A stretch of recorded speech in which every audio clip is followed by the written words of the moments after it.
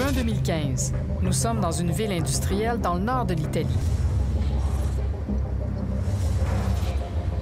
Nous avons la permission de rencontrer en prison un des rares repentis de la mafia calabraise. Il en sait beaucoup sur les liens entre son pays et le Canada. Rencontrer un mafieux dans une prison à sécurité maximale comporte son lot de problèmes bureaucratiques, même avec tous les documents réglementaires.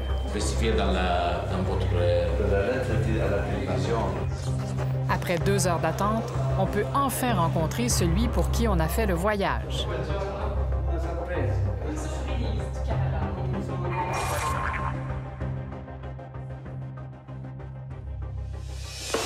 Ce prisonnier s'appelle Giuseppe Costa. Nous devons cacher son visage puisqu'il est devenu délateur. La justice italienne le protège car il continue de témoigner contre ses anciens complices. En prison, ceux qui jouent un rôle important finissent toujours par avoir des nouvelles. Avant de vous expliquer le parcours de cet homme et les raisons qui l'ont amené à devenir délateur, faisons un saut en arrière, de l'Italie au Canada. Nous voici à Toronto, plus précisément dans la banlieue de Thornhill. 26 juin 1991, en fin d'après-midi, Giovanni Costa rentrait chez lui. Une auto blanche s'est approchée lentement. Un homme s'est penché hors de la voiture.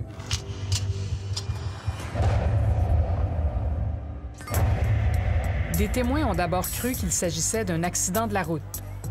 L'auto de Costa a perdu le contrôle et a roulé une centaine de mètres avant de s'immobiliser contre un arbre.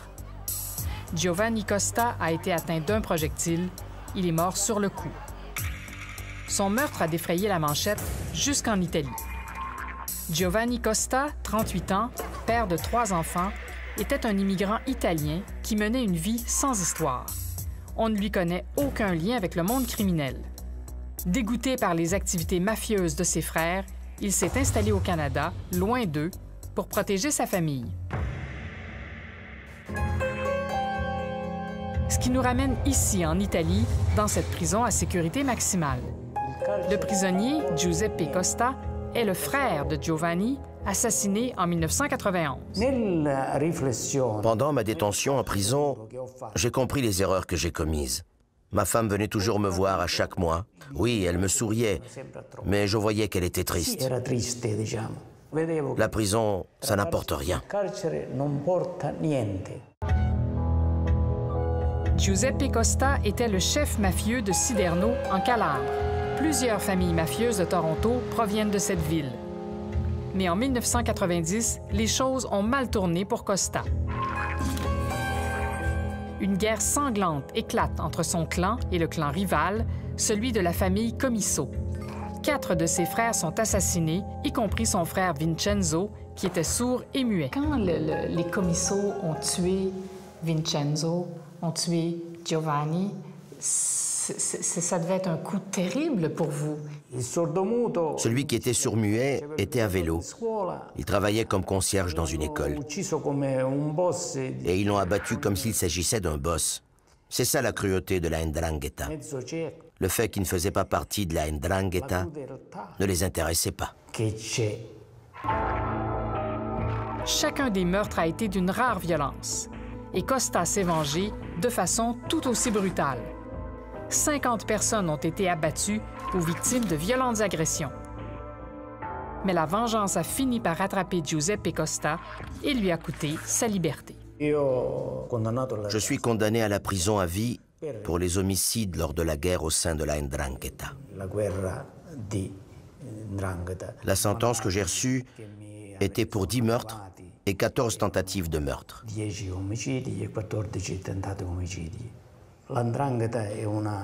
La 'ndrangheta, c'est une entrée sans sortie. Ce n'est que de la noirceur. Il est récemment devenu repenti et témoigne contre ses anciens frères d'armes. C'est très rare dans la 'ndrangheta parce que ses membres sont liés par le sang. Les liens de parenté assurent une omerta encore plus grande que celle de la mafia sicilienne. Ce silence rend encore plus difficile le travail des procureurs, comme maître Antonio de Bernardo, qui se consacre à la lutte contre la mafia. L'utilisation de repentis, c'est aussi utile pour votre travail à vous. L'Ndrangheta calabrese si contraddistingue. La Ndrangheta calabraise est différente des autres organisations mafieuses qui se trouvent dans les autres régions d'Italie, notamment par le fait qu'elle est très fermée. Les membres de l'organisation sont souvent tissés par des liens familiaux, où existe un sens profond de l'omerta. C'è un forte senso dell'omertà. Questi elementi fanno sì che I collaboratori calabresi, ce qui fait en sorte que les collaborateurs sont peu nombreux et plus précieux comparés à d'autres groupes criminels. rispetto ad altre realtà criminali. Outre les délateurs, l'autre façon d'ébranler les mafieux, c'est de confisquer leur argent. L'Italie a créé une escouade spéciale, la Guardia di Finanza, ou la police financière, pour contrer les crimes économiques. William Vinci est le commandant dans la région de Siderno pour cette escouade. C'est lui qui suit l'argent et les profits du crime dans la région.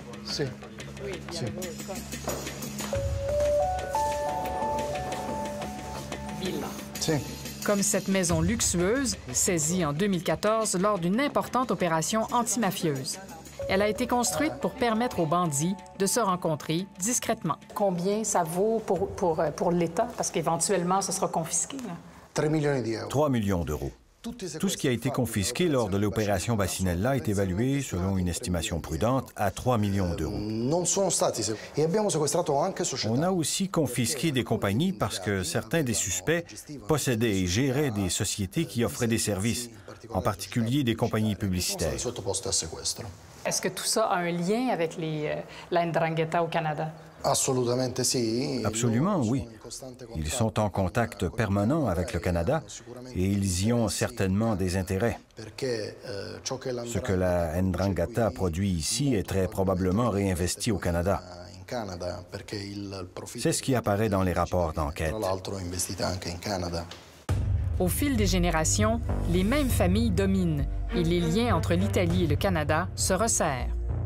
Par exemple, l'assassin de Giovanni Costa en 1991, c'est cet homme, Riccardo Rumbo.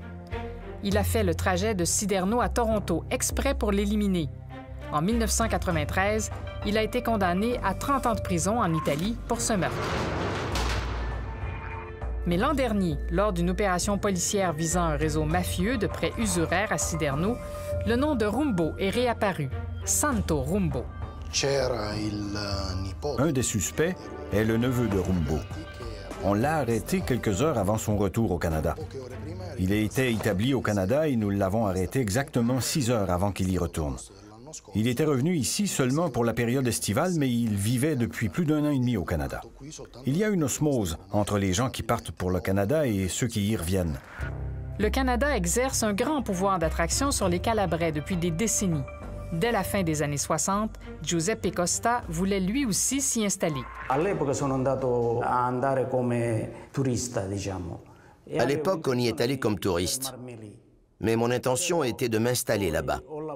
J'ai travaillé dans une boulangerie sur la rue Dundas à Toronto. Je ne suis pas resté parce que ma famille avait besoin de moi, mes frères étant plus jeunes.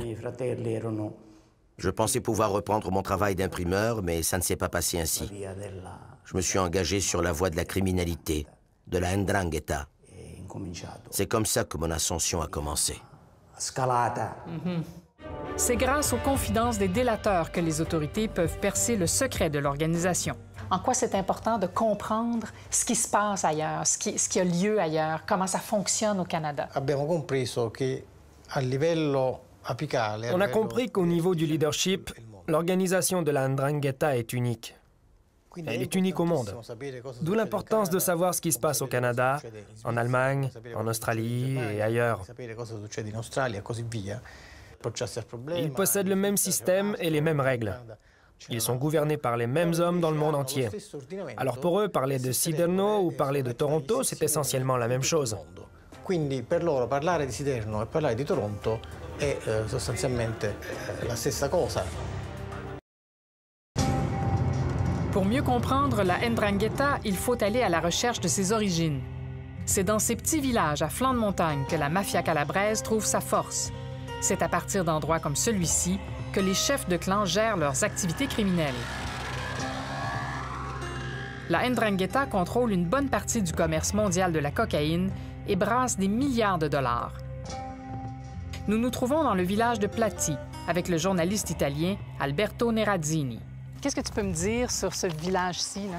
Alors, Plati, ce village-là, c'est vraiment le synonyme d'Ndrangheta. C'est un village de 2800, 3000 habitants. Et il y a des familles très fortes, très importantes pour la mafia. C'est très pauvre. C'est très pauvre, oui, c'est très pauvre, mais les gens ici, tu as vu, ils ne travaillent pas. Il y a les animaux, il y a la terre, mais il y a quelque chose d'autre. Il y a une économie qu'on ne voit pas, qui c'est une économie sûrement mafieuse. Les gens ici ne parlent pas,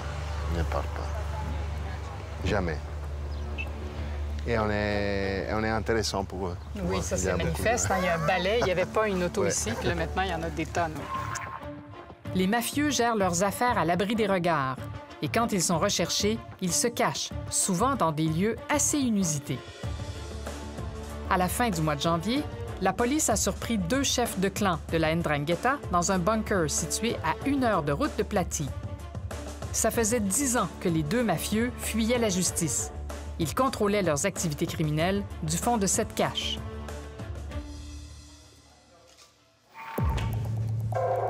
Et ils ne sont pas seuls. Dans le village même de Plati, il existait d'autres endroits pour se cacher. Alberto, on voit ici vraiment un trou dans le mur. C'est un bancaire qu'il s'était retrouvé, ça fait 1 an, c'est assez récent. C'était bien construit parce qu'il y avait, tu peux voir, il y a rail ici. Il y a une pièce de mur qui bougeait. Ah ben oui. Ici.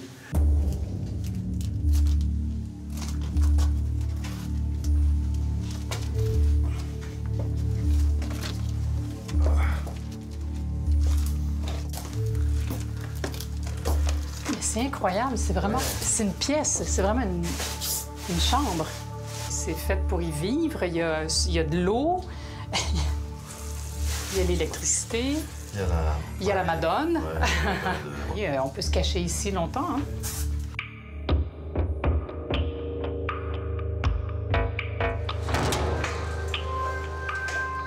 Dans un bâtiment abandonné, tout près du premier, un autre bunker. Ah oui. Et voilà. C'est tout cassé, là. Il y avait de la lumière là-bas, il y a le lit. Ah oui, c'est plus grand que l'autre aussi, hein? C'est nettement plus grand. Et ça, c'est important parce qu'ici, ils ont trouvé le mafieux. OK. Tu peux le voir même sur Internet. Ah, c'est ici. Oui, ça, c'est la rue, dehors. Ah oui.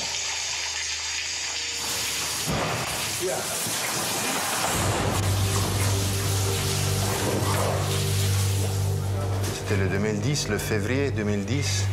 Ils ont trouvé Saverio Trimboli, qui était le chef du clan Trimboli, de la famille Trimboli. Il était fugitif, il s'est caché pour 16 ans. Il se cache car les enjeux sont importants. Et l'État italien, durement touché par la crise financière, a une motivation supplémentaire pour s'attaquer à la mafia. Si on procédait à la saisie de tous les biens appartenant aux membres de la 'Ndrangheta, je suis certain que la dette du gouvernement italien n'existerait plus.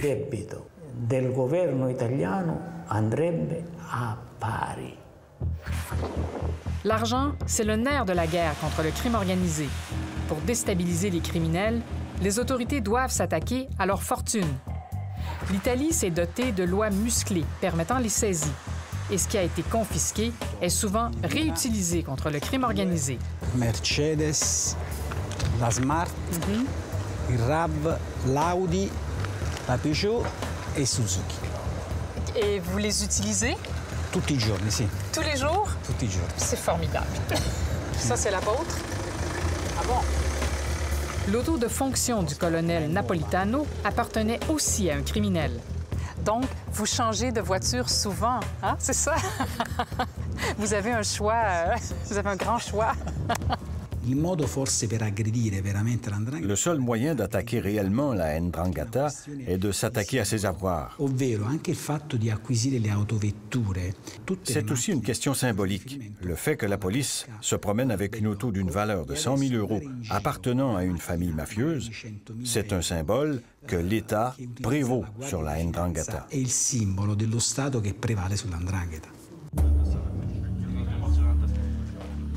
Ce sont de petites victoires dans une guerre qui semble sans fin.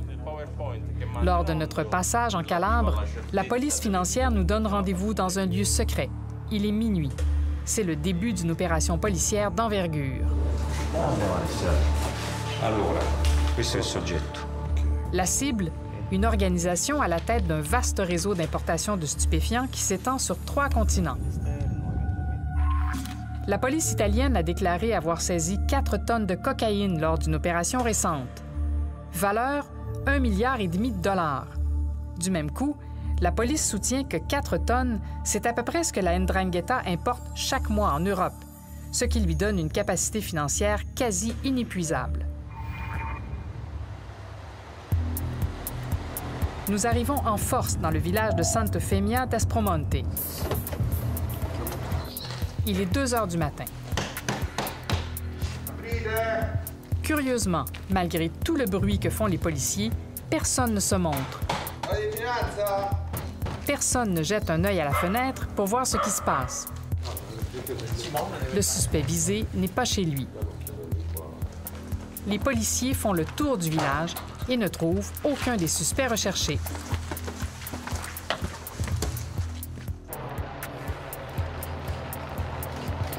Mais dans la ville portuaire de Giao Tauro, tout près, la police a plus de chance. Un individu est appréhendé. En tout, 38 personnes ont été arrêtées lors de cette opération. La pieuvre mafieuse, en constante évolution, n'est pas facile à déjouer.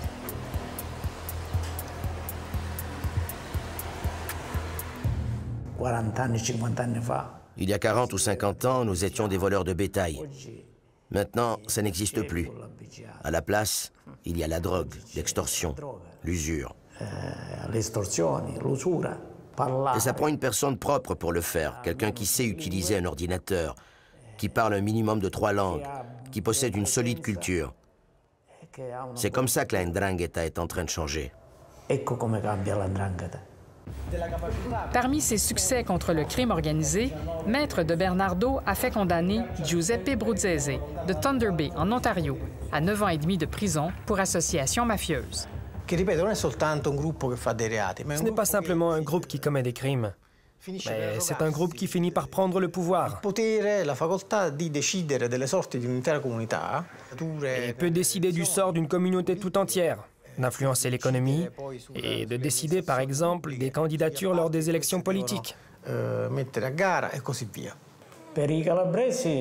Pour les Calabrais, le Canada a toujours été comme leur deuxième maison. Mais c'est une maison qui est accueillante.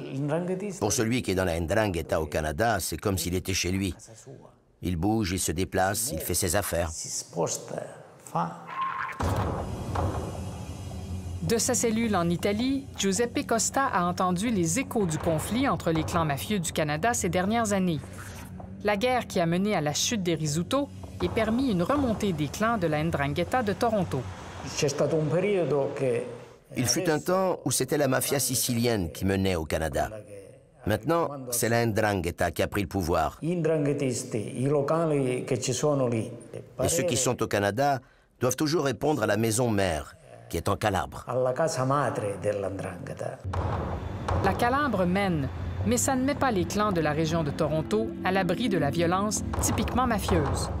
3 meurtres ont secoué les banlieues de Toronto en moins de 3 ans. Guerre de clans ou tensions avec les familles dirigeantes de Montréal, impossible de le confirmer, mais les crimes portaient la signature de la mafia. Le dernier est survenu à la fin janvier. Un patriarche de la 'Ndrangheta, Rocco Zito, 87 ans, a été tué par son beau-fils. Après une vie au cœur de la 'Ndrangheta, Giuseppe Costa livre ce message aux jeunes tentés par le monde faussement séduisant du crime organisé. Je dis aux jeunes de ne pas se laisser influencer par tous les beaux discours de gens qui essayent de les séduire vers la 'ndrangheta. Ça ne mène nulle part. Et malgré tout ce qu'il a perdu dans les guerres sanglantes et toutes les années en prison, Giuseppe Costa continue de nourrir un rêve. Una volta che ho finito con la giustizia vorrei fare solo un viaggio in Canada. Quand il va en avoir fini avec la justice, il va voyager au Canada.